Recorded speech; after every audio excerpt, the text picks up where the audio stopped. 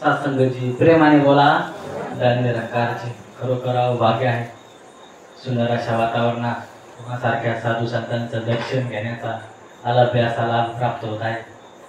सत्संग सोहळ्याचे या ठिकाणी सुंदर आयोजन खरोखर सद्गुरूची कृपा आहे. महात्मा म्हणाले की त्यासाठी मूळ पवित्र लागतं. खरोखर आपलं परम भाग्य की असं गुह्य असं ब्रह्मज्ञान सद्गुरूने आपल्याला दिलं. पण सत्संगाची आपल्याला त्याची किंमत कळली नाही. आता बहिणी पण म्हणाल्या की विकत दिलं असतं तर किंमत कळाली असती, फुकट दिल्यामुळे किंमत कळली नाही. खरोखर अशी काही अवस्था आपली झाली. सोन्याचे ताट चिरीने भरले, भक्षावया दिले सोना लागी, मुक्ता फळ हार करासी घातला, कस्तुरी सुकराला चोचविली.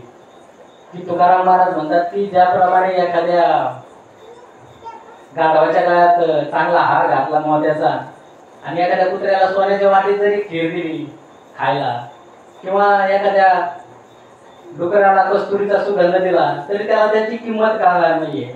जसं एखाद्या बहिऱ्या माणसाला बहिऱ्या व्यक्तीला जर ब्रह्मज्ञान सांगितलं तर त्याच्या ते लक्षात येणार नाहीये. पण आपल्यावर अशी कृपा झाली, आपल्या ते लक्षात आलं, परंतु आपल्याला त्या प्राण्यासारखी आपली अवस्था झाली की आपल्याला त्याची किंमत कळत नाही. बहिणी म्हणाले 100% खरं आहे की आपल्याला ते विकत मिळालं असतं तर खरोखर त्याची किंमत कळाली असती. आपल्याला मोफत मिळालंय, मुक्तमध्ये मिळालंय, फुकट मिळालंय, त्यामुळे आपल्याला किंमत नाही. गुरुने असं ब्रह्मज्ञान देऊन सद्गुरूने अशी काही कृपा केली, परमात्मा दाखवला, ईश्वर दाखवला, सत्संगचं आयोजन करून दिलं. खरोखर आपल्याला फक्त इथे येऊन इथं या ठिकाणी या दरबारामध्ये येऊन बसण्याची गरज आहे. आणि सत्संगाची सद्गुरू आपल्याकडून आत्मनाथ सुद्धा मला काही मागत नाही, 4 एकर लिहून द्या म्हणत नाही का काही मोठा एखादी यादी आपल्याकडून एवढी पूर्ण करून घेतो असं काही नाही. उलट आपलीच यादी भगवंतासमोर भरपूर मोठी असते. आताच गणेश उत्सव होऊन गेला, याकडनं 21 नारळाचं तोरण गणपतीला बांधलं महाराज, 21 नारळाचं, आणि त्याच्यासोबत 42 वस्तूची लिस्ट, म्हणजे प्रत्येकी नारळाला 2-2 मागण्या. म्हणजे अशी काही अवस्था आहे, परंतु आपल्याला त्याच्यातून मुक्त करण्यासाठी सद्गुरूंनी उपलब्धी करून दिली, हा दरबार उपलब्ध करून दिला आणि संतांचा संघ दिला की जेणेकरून मन स्थिर व्हावं, इकडं तिकडं भटकू नये. कारण मन असं आहे इतकं क्षण आणि विदिन सेकंदामध्ये कुठं जाईल सांगता येत नाही. एखाद्या वेळेस स्मरण करायला नामस्मरण करायला म्हटलं तरी एखादी काहीतरी गोष्ट आठवण, काहीतरी काम आठवण, मग माणसाला वाटत नाही आता नामस्मरण नंतर घेऊ, हे आठवत नव्हतं काम, आता आधी काम करून घेऊ. म्हणजे इतकं मन चंचल आहे, पण ते स्थिर करण्याचं काम, ते स्थिर करण्याचा दरबार म्हणजे हा आहे.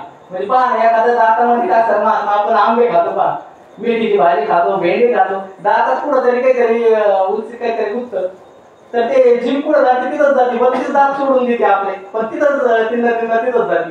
म्हणजे असं मन आहे की एखाद्या म्हणजे चांगल्या गोष्टी सगळ्या सोडून देते. एखादा पांढरा शर्ट असतो ना आणि काळा डाग असतो, मन त्या काळ्या डागावर जातं. याने एखाद्याने पांढरा शुभ्र शर्ट घातला त्याच्याकडे मन जात नाही. म्हणजे एवढं चंचल मन आहे. या मनाला आवडण्यासाठी साधू संतांनी ही उपलब्धी करून दिलेली आहे, दरबार आपल्याला उपलब्ध करून दिला की मन स्थिर राहावं, इतर मायामध्ये न अडकता सेवा सत्संग सुमरनशी जोडून राहावं. त्यासाठी या सत्संगचं आयोजन किंवा या मिशनने ही व्यवस्था करून ठेवलेली आहे. या सत्संगाची मला तो मोका वारंवार मिळत आहे, असा लाभ सत्संग मिळत आहे. आज आपल्याला बहिणीकडून सुद्धा विचार श्रवण करायचा सद्गुरूचा पावन संदेश घेऊन करेटाकडून या ठिकाणी बहिणी उपस्थित आहेत. आणि खरोखर या ठिकाणी आणि आपल्या गावातले महात्मा म्हणाले की उपस्थिती कमी आहे.